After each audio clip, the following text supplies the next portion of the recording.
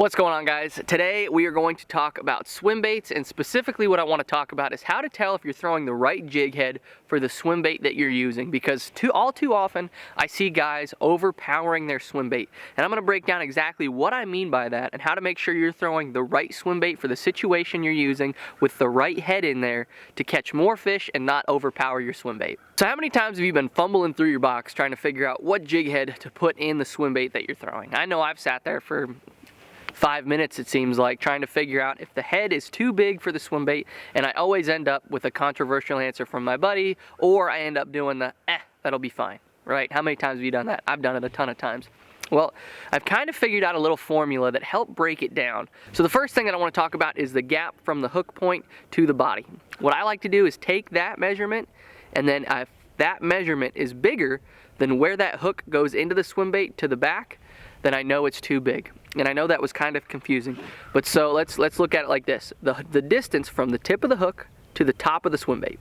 If that distance is longer than the back of the hook to the tail, then I know it's too big for the swim bait, because what it's going to do is it's going to overpower the swim bait, because you only get a bend.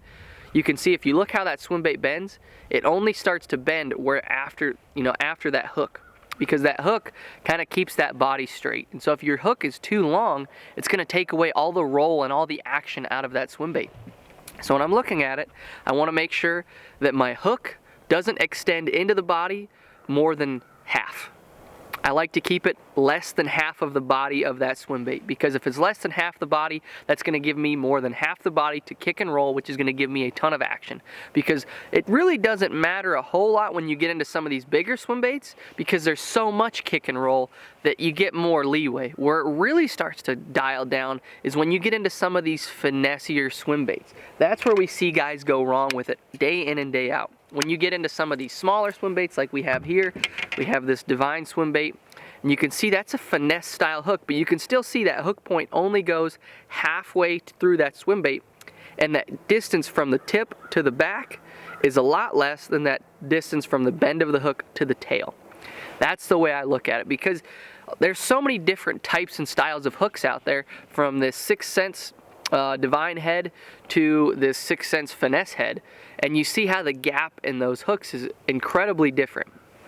This Divine swim bait has a huge bend on it, which tells me that it's made for these bigger style swim baits like a 6th Sense whale, or if you get into some of the bigger Divine swim baits, that's where it starts to play. But when you get into some of the smaller ones, you have to downsize. And one of my one of my favorite ones is that Trocar box head, because it's a short compact hook, but it has a nice gap in there, so it leaves you that big gap right there, but it doesn't take up a ton of the swim bait.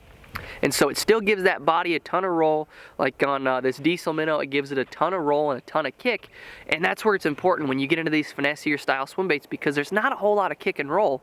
And so if you put too big of a hook, it takes that little bit of action that you have and completely throws it to the wind. So take that in mind. I'm going to have some of my favorite swim baits and swim bait hooks linked down below, as well as the gear that I like to throw it on. Some of these arc rods are really kind of breaking the ground with some of the ways that you're able to throw those swim baits on there. But be sure to hit that subscribe button to follow all the content. God bless, and I hope to see you guys in the next video.